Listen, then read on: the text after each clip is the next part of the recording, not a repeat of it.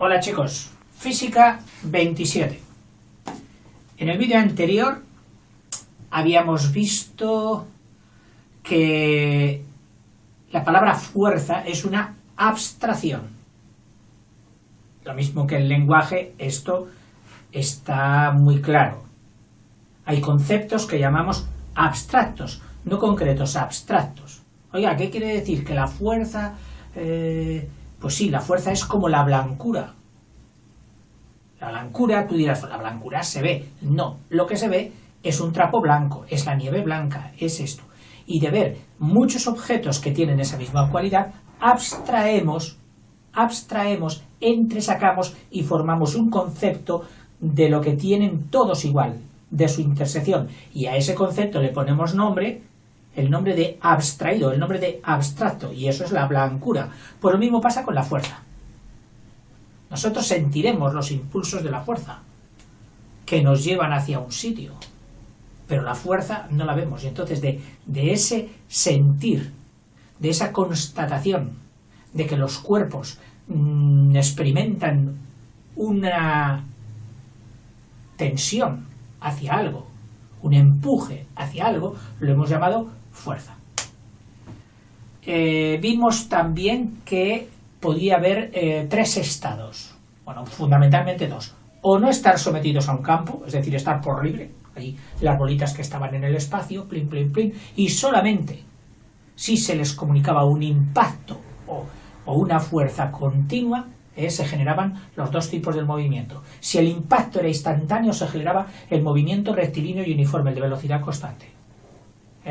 Y si la fuerza era continua, si poner fuerza continua, pues puede ser ponerle un spray que no tuviera fin, enchufarlo, ponérselo a la espalda de alguien y decir: ala, majo, vas a llevar esta fuerza constantemente detrás de ti, que te va a empujar, y entonces le generaría un movimiento uniformemente acelerado, iría creciendo su velocidad una barbaridad.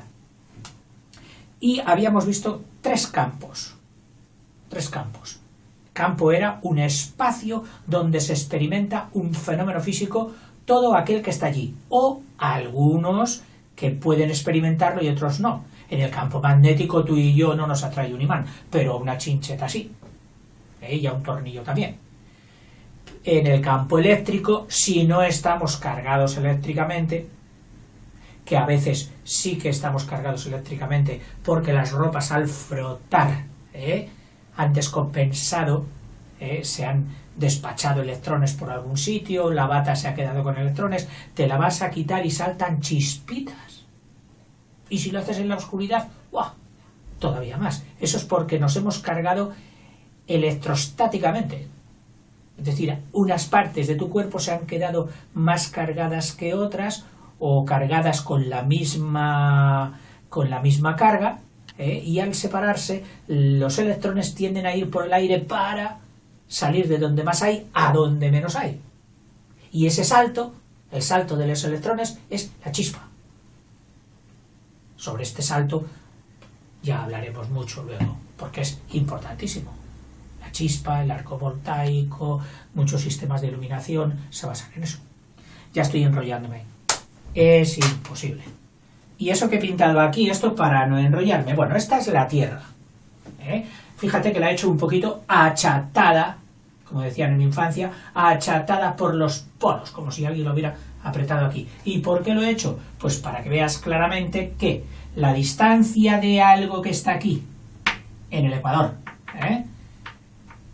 al centro de la Tierra es mayor que el esquimal que esté en el polo, y por lo tanto este esquimal se viene aquí, pesa 70 kilos, es decir, la Tierra la trae con 70 kilopodios, kilos de fuerza, y se viene aquí, se va a su tierra, y sin haber perdido materia, sin haber perdido átomos de ninguna manera, ni habiendo sudado ni de otras maneras, resulta que pesa más. ¿Por qué? Porque está más cerca del centro de la Tierra. Y lo mismo pasaría con cualquier otro objeto. A medida que ese esquimal fuera alejándose de la Tierra, iría pesando menos, tanto aquí como aquí como aquí. He puesto todo esto, que es el campo gravitatorio. Todas estas flechitas indican que cualquier cuerpo que esté aquí, en una flechita, experimentará una atracción a la Tierra hacia el centro de la Tierra. Esto, de pequeño, nos cuesta imaginarlo. Nos dicen, la Tierra es redonda, y lo primero que te imaginas es, vale, pues yo estoy aquí, sin saber qué es el polvo ni nada. Tú dices, pues yo estoy aquí para no caerme. Este que esté aquí ya lo va a tener crudo, y lo pintas así. Este se va a resbalar. Y no digamos este, que va a estar de cabeza. No pasa eso.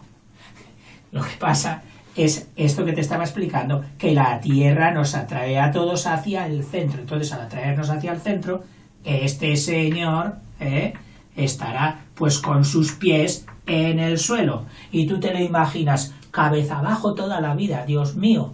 No, tampoco es eso. Cuando tú te pones cabeza abajo estás molesto, porque la presión sanguínea se te va acostumbrada a estar la cabeza en alto, la pones abajo y entonces se acumula la presión y tú dices, hombre, un poco de tiempo sí que puedo estar, pero mucho no. Pero no se trata de eso aquí, porque a este señor la presión de la cabeza, al estar a la misma distancia que este, es igual que este.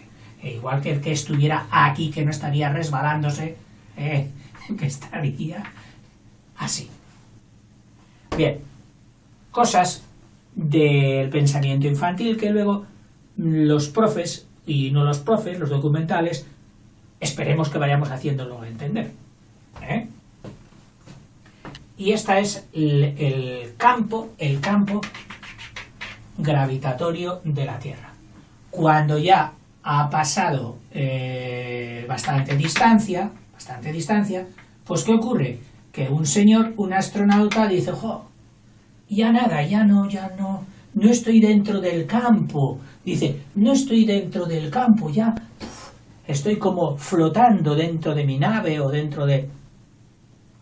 Sí que está dentro del campo. Lo que ocurre es que es tan débil, se va haciendo más débil a medida tal, que él no lo nota. ¿Y por qué digo que sí que está dentro del campo? Pues muy fácil. Porque, y además hay una constatación clara y lógica, la Luna, que está mucho más lejos que este astronauta, tiene mucha masa también, no tanto como la Tierra, me parece que tiene una sexta parte, o sea, pesaría 6 veces menos que la Tierra. Bueno, pues la Luna, al tener también su campo gravitatorio, aunque estén lejos, como son dos grandes masas, muchísimo mayor que comparado con este piojillo que es el hombre, entonces sí que interactúan la una sobre la otra y la otra sobre la una. ¿Qué se interactúan? Que la Luna y la Tierra, con su atracción gravitatoria, primero hacen un equilibrio mediante el cual la Luna puede estar girando alrededor de la Tierra sin marcharse y sin juntarse. Asombroso. Cosas de la creación, maravillosas. Pero en la Tierra también sentimos la atracción de la Luna. Ejemplo, el agua, si esto es un océano, esto sería la corteza y esto todo sería agua, si la Luna está por aquí, hace que esta parte se atraiga más, es decir, te lo voy a exagerar, es decir, que el agua se pusiera así. Así. Y entonces, ¿qué ocurre? Que si el agua crece de aquí en la playa, ha dejado un hueco. Y decimos, uy, hay bajamar. Es decir, el agua se ha bombado aquí en la parte central del mar y aquí en las playas ha dejado como vacío. Todo el agua se ha ido hacia el centro para levantar más porque la Luna la está atrayendo. Al revés. Cuando la Luna esté de la otra parte, como todo el agua está interconectada, todos los mares se interconectan, pues resultará que si una parte del agua, unas partes del agua de la Tierra se abomban, otras disminuyen. disminuyen de nivel. ¿Por qué? Porque se va todo el agua hacia el centro de mayor atracción, si es que la Luna estuviera por aquí. Y eso es lo que da lugar a las mareas, que en los grandes océanos se nota mucho, en los lagos no se nota, y en los ríos tampoco, y en el vaso de agua que tomamos tampoco. Bien, bien. Desde que nacemos estamos inmersos en este campo de fuerza. Desde pequeños pegamos un saltito, sin saber queríamos marcharnos, pero la Tierra dice no, pss, otra vez aquí, y volvemos a la Tierra. Sin querer estamos acostumbrados a cientos, miles de fenómenos con la gravedad. Cosas tan simples que, ¡ay, que has tirado el agua! Pues mira tú, si no hubiera gravedad, no habrías tirado el agua. ¿Sabes? No habrías tirado el agua. Lo difícil para un astronauta es vaciar un vaso de agua. Lo pone así y el agua no sale del vaso.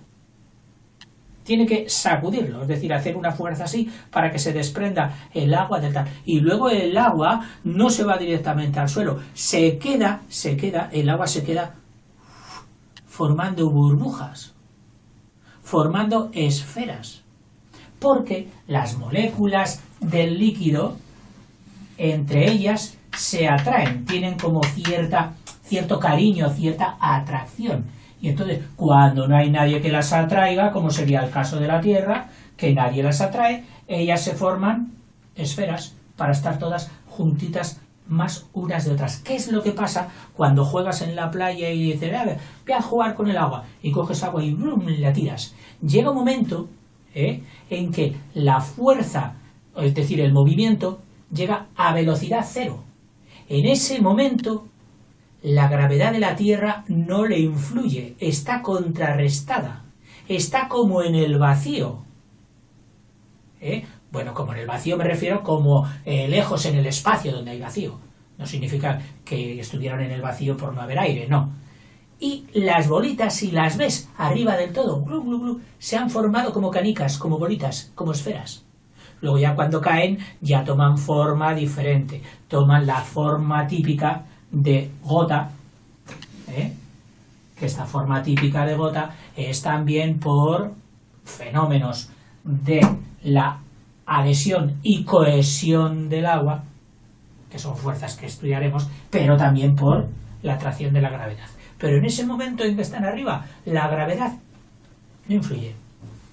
Bueno, y una vez hablado ya del tercer campo, o sea, había tres campos, el campo magnético, influye solo a los componentes o compuestos de hierro, el campo eléctrico, que vimos aquello del boli y muchas cosas más que veremos cuando estudiemos electricidad, y el campo gravitatorio, que es el más entrañable, el más nuestro, el que no hemos tenido que inventar. Claro que la electricidad tampoco también es una cosa natural, los rayos y todo eso, madre mía, ya lo creo, y el magnetismo pues también, pero tan extenso y tan cotidiano y tan diario como el de la gravedad, no.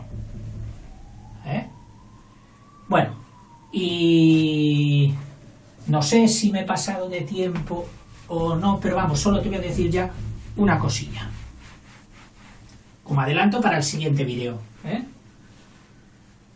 Los hombres todo lo han querido medir, porque claro, los físicos no se contentan con ver los fenómenos, cómo pasan, cómo suceden.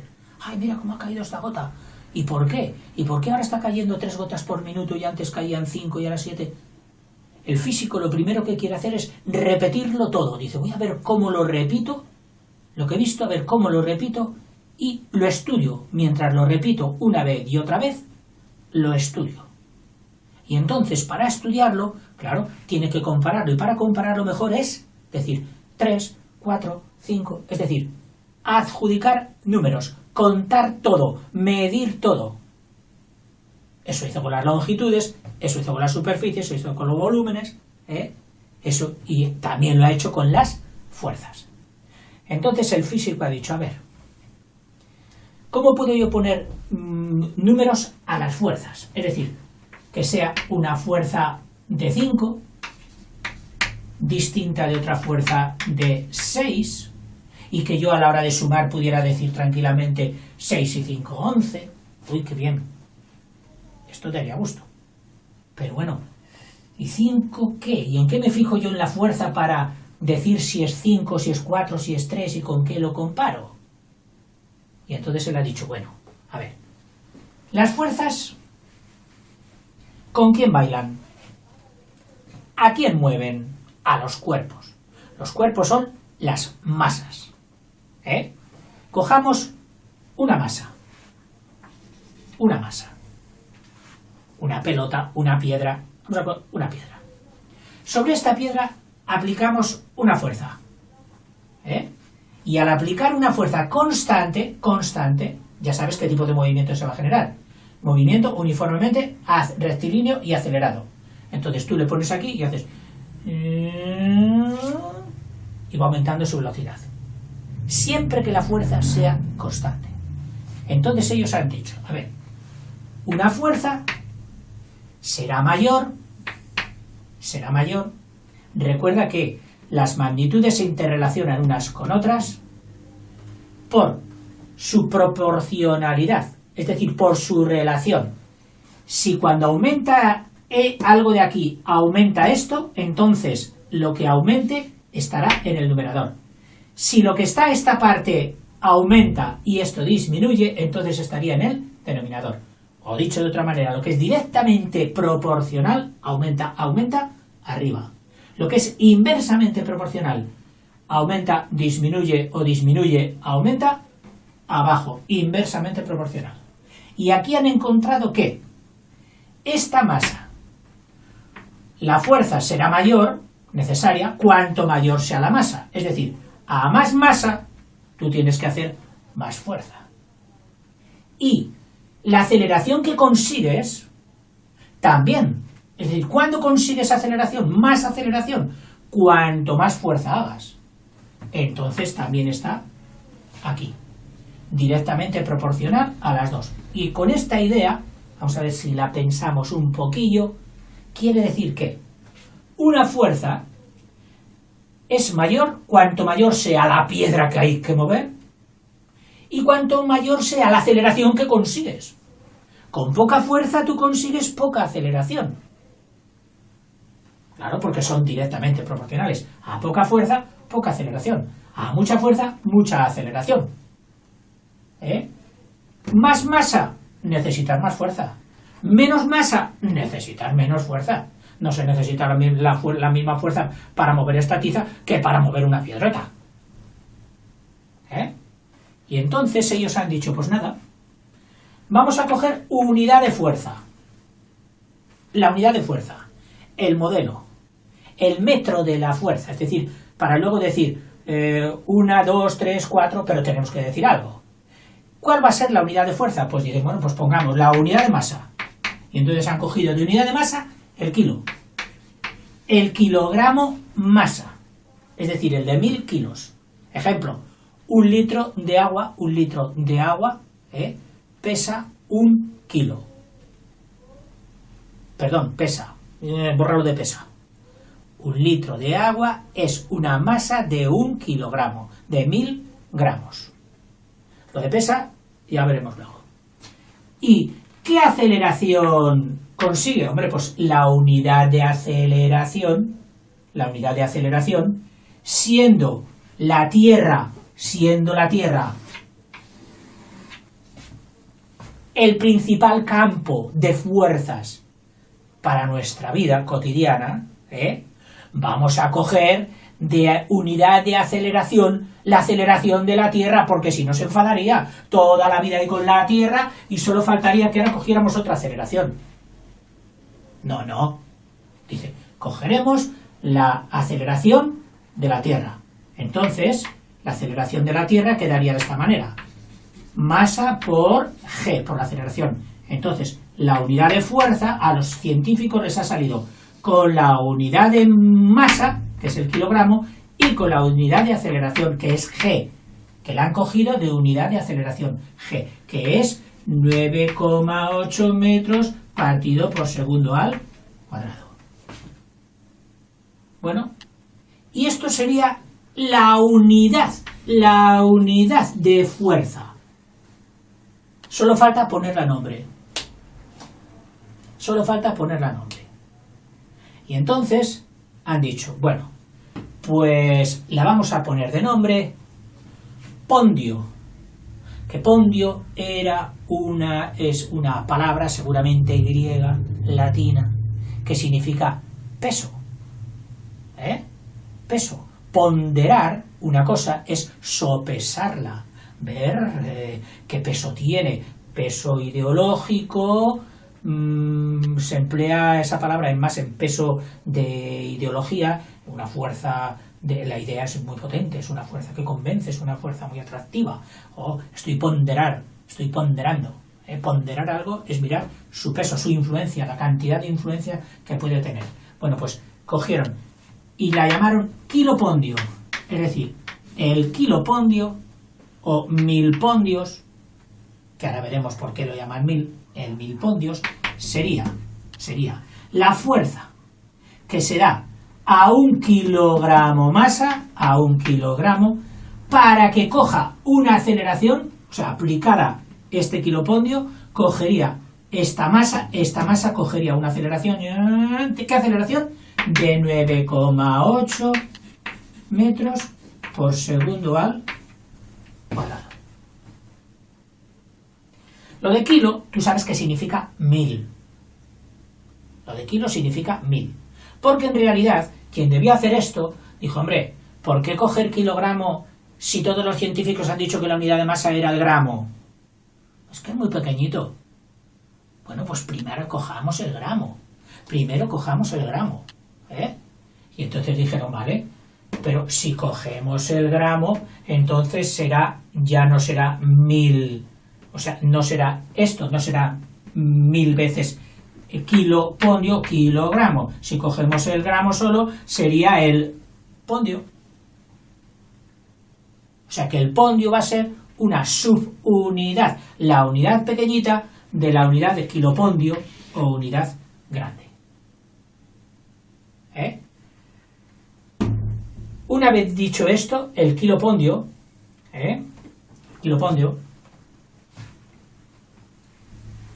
vamos a ver, resumiendo, unidad de fuerza. El kilopondio, ¿qué es un kilopondio? Es la fuerza que hay que aplicar a 1 kilogramo masa, para que dé o para que coja una aceleración de la aceleración g, la 9,8 metros partido por segundo al cuadrado. En física es interesante ver qué magnitudes hay aquí. 1 kilogramo, o sea, ¿qué es la fuerza? ¿Qué es la fuerza? Pues mira, la fuerza es una masa por una longitud partido por un tiempo al cuadrado. ¿Qué lo prefieren poner así? La fuerza es una masa por una longitud y por un tiempo a la menos 2. Tú sabes que 1 partido por t a la 2, esto por potencias, se quedaría en t a la menos 2. Esto en el vídeo de potencias lo hemos dado muchas veces. Esta sería la fórmula de dimensiones de la fuerza. Siempre que te dé una fuerza en un problema, al final, si quieres probar, las unidades que te dan tienen que darte esto, que es una masa por una longitud por un tiempo a la menos 2, es decir, partido por tiempo al cuadrado. Yo solo te diría ahora, lo más importante que hemos visto aquí, para resumir, es que fuerza es igual a masa por aceleración. O sea, de ahí viene el concepto que han cogido los científicos de fuerza. Fuerza es lo que se aplica a una masa para que coja una aceleración y es directamente proporcional. A más masa, más fuerza. A más aceleración cogida es que se ha aplicado también más fuerza. Segunda idea, que el kilopondio o unidad de fuerza, luego en el vídeo siguiente veremos otras unidades, más pequeñas, más grandes, distintas, etc. Pero ahora nos vamos a quedar solo con el kilopondio. ¿Qué es un kilopondio? Es la fuerza que hay que hacer a 1 kilogramo a 1 kilogramo, para que coja una aceleración de g, de la Tierra. O sea, por eso muchas veces también verás que fuerza es igual a masa por g, si es la fuerza con que la Tierra te atrae. Que entonces, ¿cómo se llama la fuerza con que la Tierra te atrae? Peso. Eso es el peso, la fuerza con que la Tierra te atrae. Y entonces, en vez de poner F, ¿qué ponen? P. Peso, o la fuerza con que la Tierra te atrae, es la masa por la aceleración g, que es lo mismo que esta. Esta sirve para todas las fuerzas, tanto las de la Tierra como las de la Luna, como las del espacio, como las que haces tú con un muelle, como las que haces tú al pegar un pelotazo. Esta vale para todas, y esta vale solo para los pesos. Pero es la misma, mira, fuerza es un peso, o es el peso. La masa es lo mismo, la materia. Y la aceleración, que en otros movimientos puede ser cualquiera, aquí en la Tierra siempre es la misma, g, que es 9,8 metros partido por segundo al cuadrado. Dios mío, lo que me he pasado de tiempo. Hasta el siguiente.